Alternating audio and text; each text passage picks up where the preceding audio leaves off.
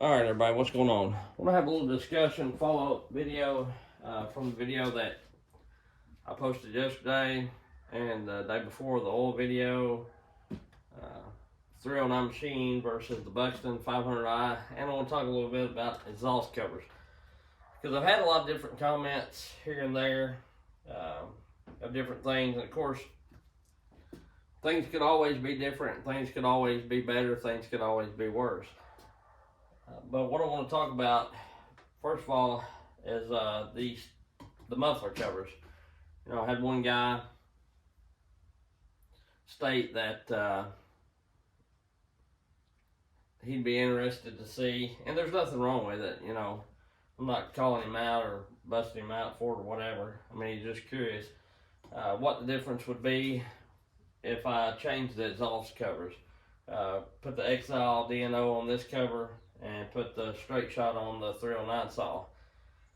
And while the results may vary a little, I don't believe they're going to vary that much. Because if you watch Dyno Joe any, you can go over to his channel and you can watch him test different pipes, different exhaust covers. I don't quite think he's had one for the Exile DNO, but I'm pretty sure he does the bark box and this, and I may be wrong. You know, I can't remember. But my main point to it is they're all really close. You know, there's not a 1 horsepower difference. I don't even think there's a half a horsepower difference in them. You know, so what I'm feeling in the saw, that's another thing. What I'm feeling in the saw is really hard to portray through the video. You know, I do 3 cuts typically when I test saws or run saws against each other. I do 1 just letting the saw or the chain do the work. You know, I don't apply any pressure. I've got typically have my raker set to where the chain will self-feed even if I'm not applying pressure. But I don't have them so hungry that I can't apply pressure. So, you know, the first cut I just let it go through, no pressure applied. The second cut, I try to keep my arm pretty straight and apply down pressure to keep the saw in its power band. Of course, I don't have a gauge set up in the saw, or I don't have a built-in gauge of exactly how hard I'm pushing. I can just tell by the way, you know, I can feel how hard I'm pushing. I don't know if I'm applying 10 pounds of pressure or 15 or whatever, but I do know when I apply pressure, I can apply more pressure to this saw than I can the 309 saw. And then on the third cut, you know, I typically get the chain going. I start out, I let it, you know, get it cutting, and it's probably made it, you know, a couple inches into the log, and I let it go in on the dogs, and then I pull up. So on that cut, I could as well pull up on this saw faster and a little harder, and it would not bind down. With 309 saw, you know, I could run it in there, but I had to baby it a little more, be a little more easy on it, and it would cut through it just fine and pretty fast. You know, still pretty fast. It just I couldn't pull up, and where this saw is gonna shine over the 309 saw, especially in the hardwoods like I cut, is gonna be, you know, if I want to run a 3-foot bar or 32-inch bar on this or bigger, and I'm cutting a piece of wood that size. You know, cutting 2-foot to 20-inch to 2-foot to 28-inch trees, probably not going to be that big of a difference in the 20-inch and the 2-foot trees, but when you get on up into the 28, you're going to be able to start to tell that this saw, the Buxton saw, you can work with a little bit more. And what I'm talking about is when I'm cutting, felling a tree or whatever, that's why I like these style builds. I want to be able to and when I say these style, I'm talking about, you know, the base cut, the squish cut, and the port timing adjusted where it needs to be, versus the other style where people just open up, do flow work, widen the exhaust, maybe raise the exhaust, and all that kind of stuff you see on some of the bigger YouTube channels, teaching channels, you know. I like this style because when I'm cutting, I don't want to be in there cutting and then if I apply a little too much pressure, the saw just stall out or get bound up, you know. I want it to be able to set that, you know, get lower in RPMs but still go, and that way, you know, if I do happen to move a little too quickly or whatever, then I can just let off a little bit, you know. I don't have to let off the trigger, try to wiggle the saw back and get it going again. And you can see that if you go back in my first 309 video, which the saw was brand new, probably, I think it was the first tank, which, you know, I cut with this saw. I've got a video of this saw cutting the first tank or the first 2 tanks. I was on my second tank. And if you go, you know, I've got a video out of that, and then I've also got a video out of the 309 machine and the first tank's cutting. And it's cutting pretty much the same wood. The only difference is when I'm cutting with the Buxton saw, the wood that's laying there has been laying there for, you know, a couple months, so it's a bit drier. Should be a bit tougher is what I'm getting at. But if you go back and look at that video, you can see that I get that 309 machine saw hung up quite a bit. You know, like what you would call the low raker blues, or having my chain too hungry or whatever. And the chain, compared to all my other builds, like the Briscoe 462, the Aaron A. Lynch 500i, the Cajun 400, any saw that I've showed on this channel, you know, I always set my rakers to the hardwood setting on one of these Husqvarna gauges. And even when I run the 500i, Aaron A. Lynch 500i, I'd use the West Coast saw gauge some and set it even lower. And the saw would still cut. Like I got videos of that Aaron A. Lynch saw 500 cutting, and I'm cutting hickory and red oak, and the saw's still wanting to cut, but it's really, really rough because I have the raker so low. And I'm telling you all this to try to give you an idea of what I'm talking about. So with that 309 machine saw, you go in and it just gets, you can see me struggling. I get it hung up several times in that video. If you go back and watch it, you can see me, you know, I'll get it going, go running in on the dog and lean up on a little bit to try to test the torque of it, and it'll just womp, womp. You know, I do that quite a bit till I learn the saw. Now, once I learn the saw, you know, I cut with it pretty well. But my thing is, you know, I have 70cc saws that I run a 28-inch bar on in the same style of chain, and they don't do that. Now, is that saying that I've got 70cc saws as fast or stouter than that 309 500? I don't really know. I'll have to do some more testing. I mean, you know, I will do testing on that. I plan on putting that 309 machine 500 up against the Briscoe 462 and maybe the Aaron A. Lynch 572.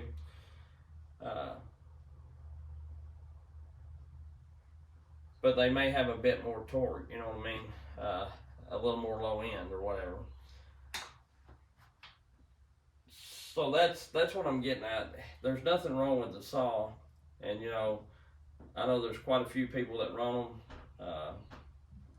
the 309 machine saws, and you know, they love them. And I'm not saying there's anything wrong with them, but to me, I'm just used to a build like this. most people that build for me, they know I like a little more torque, because I do have a habit of leaning on a saw sometimes a little more than I should, just because.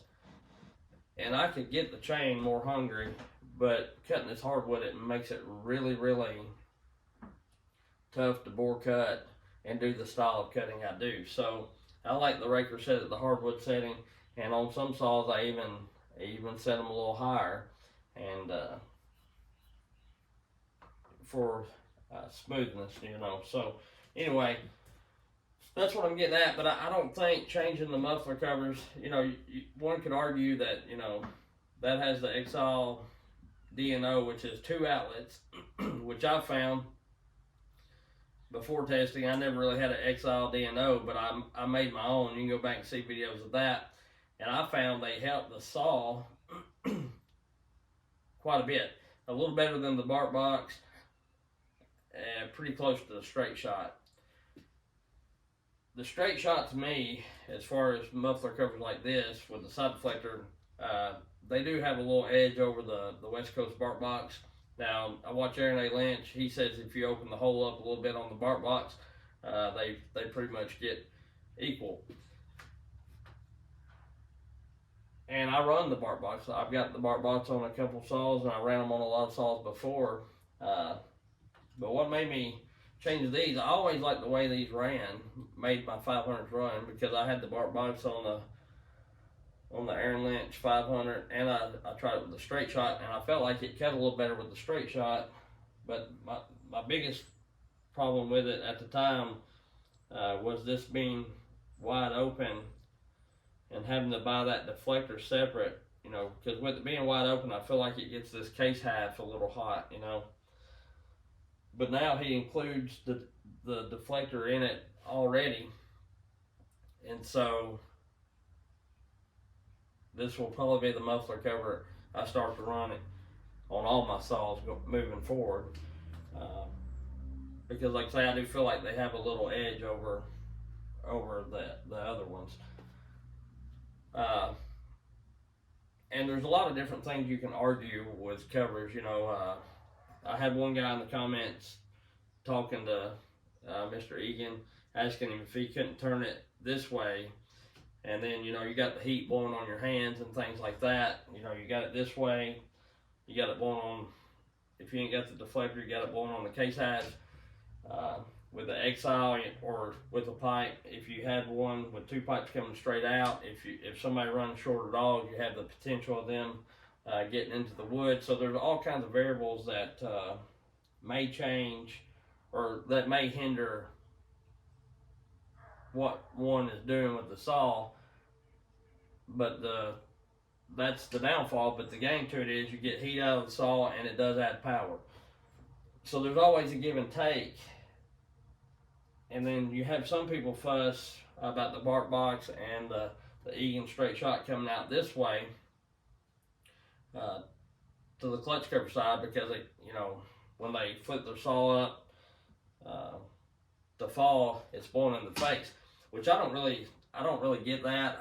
I don't understand it, because, you know, typically when I'm cutting, you know, say I had a full wrap on this thing, I'm not standing up over my saw like this cutting. I'm always down back away from it at arm's length. So I don't really see how that,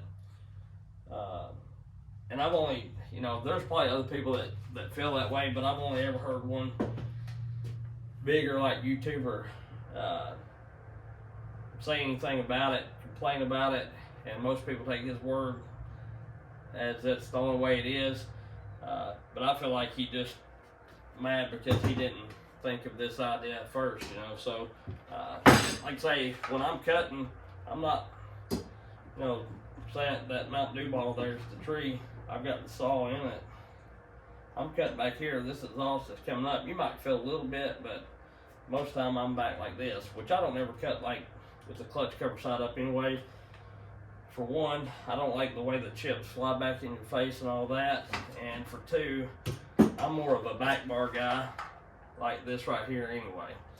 I like back bar, and I think you'll have people argue that you need to be on a pulling chain or whatever. But you know, I've cut tons of wood back barring it, and if you're set up right, if you're cutting low to the ground anyway, like we do on the East Coast, you're kind of squatted over anyway. So all I do is put my elbow right there on the inner part of my leg, and it's no strain to any of my muscles. I just rest my elbow on my leg, and the saw can't push back. It keeps the saw in there. So if you know how to back bar correctly, and I'm not saying back barring is ideal all the time, but I'm just saying if you know how to do it correctly, then it's no harder than cutting on a pulling chain or whatever.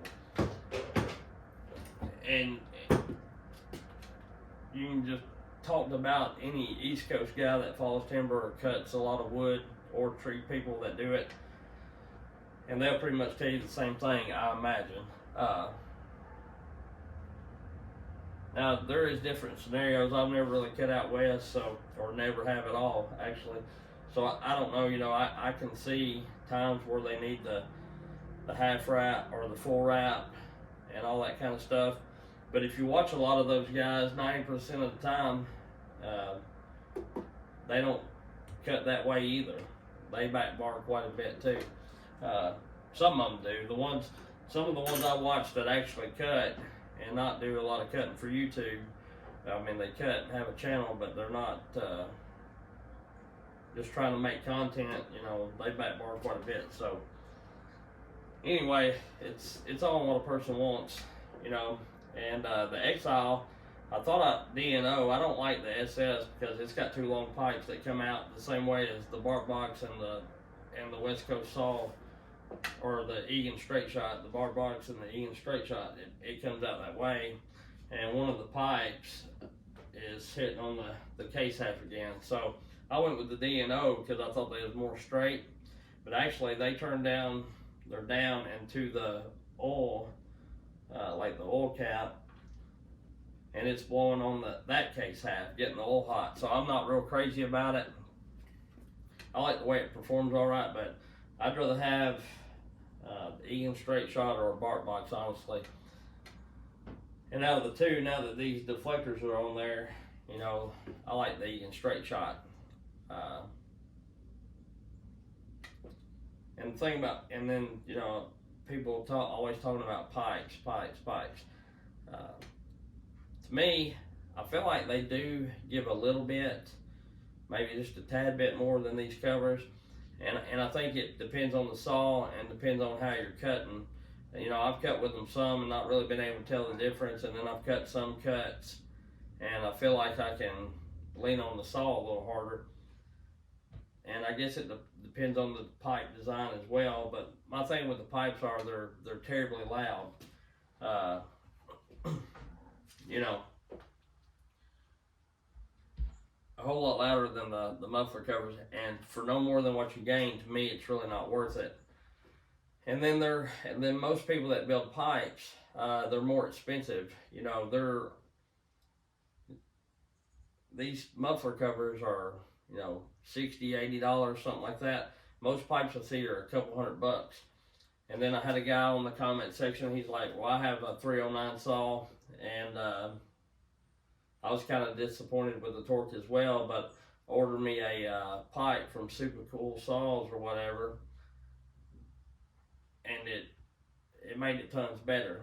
And you know, that's great. I'm glad that it helped him out. But like I told him, you know, I don't want to spend $2,000 on a ported saw and then have to go, because those Super Cool pipes are pretty pricey.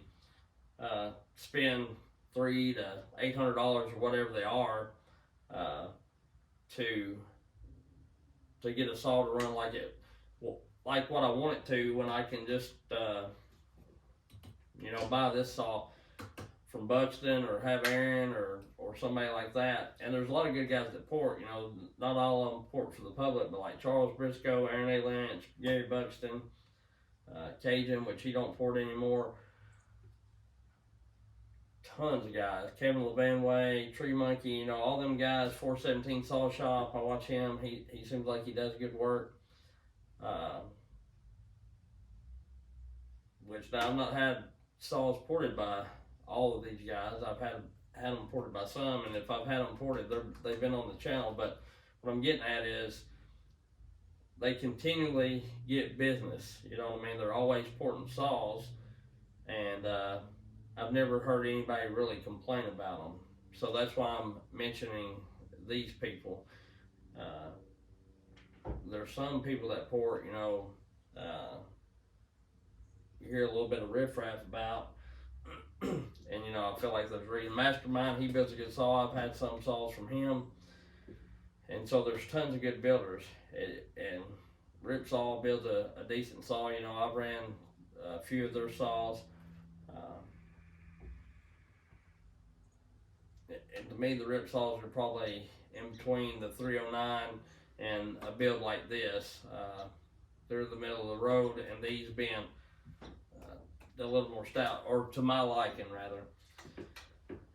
But anyway, like I say, I'm not trying to cut on people. I'm just trying to be honest, so people, if they're interested in this kind of stuff, they can see it, and you know, they don't have to spend money to find out they're not going to like a saw, you know.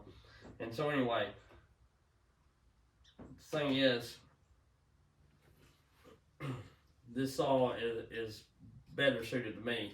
And you know, does that V-stack help that 309 saw more than this this setup does? You know, I don't know. You know, one could argue that. I put the V-stack on this, it may make it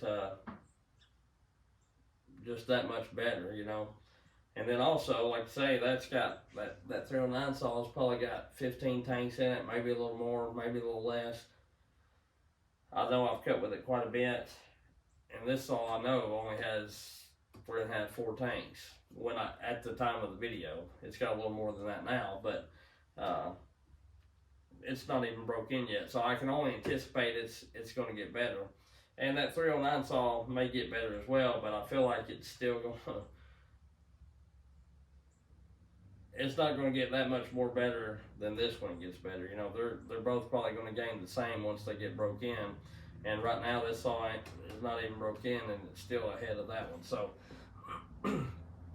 you know,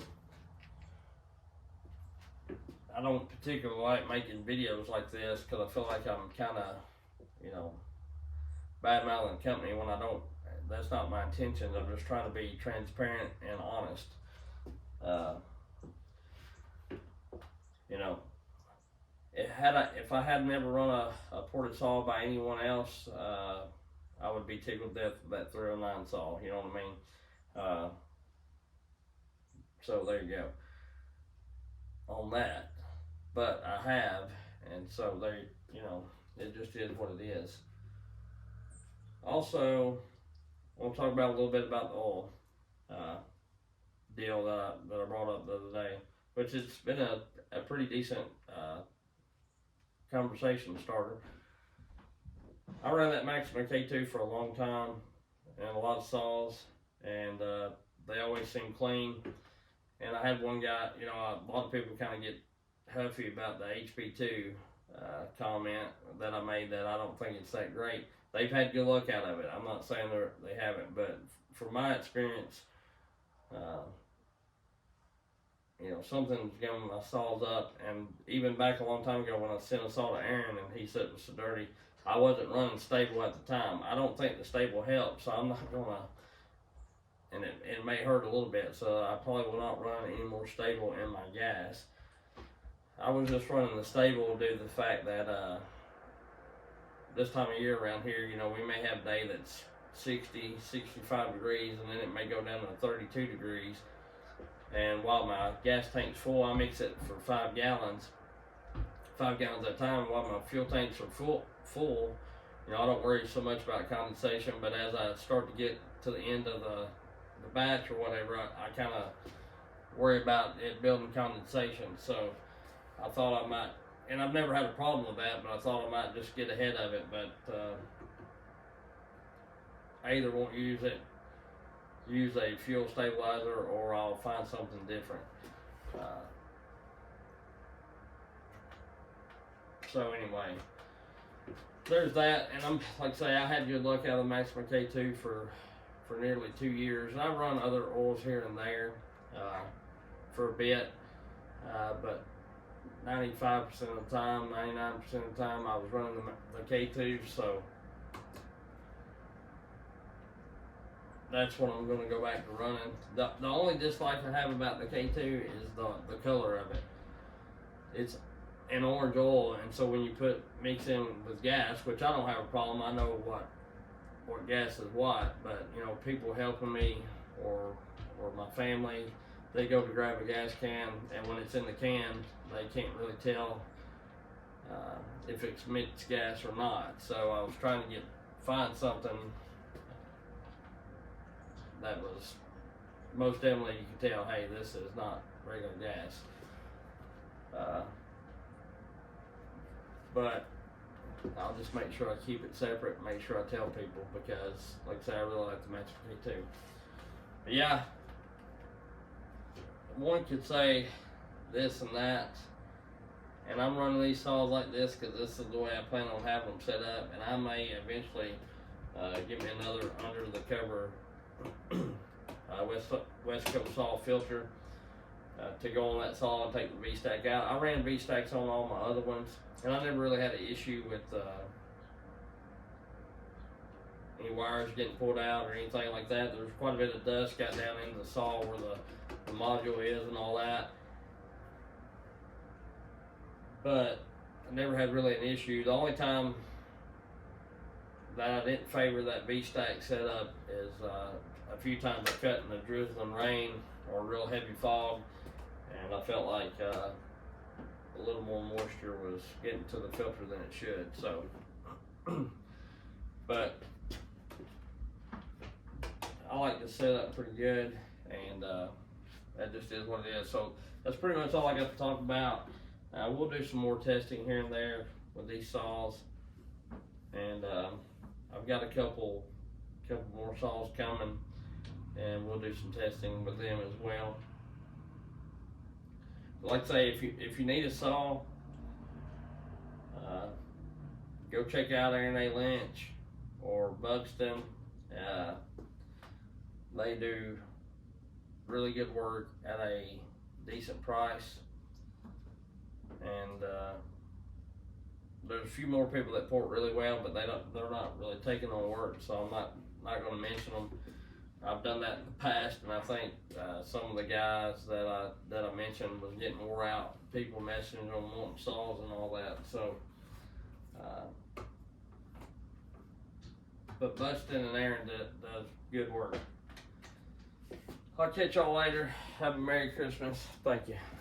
If you ain't done so, like, subscribe, and hit the bell, and do all that kind of stuff. Subscribing, it don't cost nothing. So, and if you don't, even if you don't like all my videos, you can subscribe and you don't have to watch them. See ya.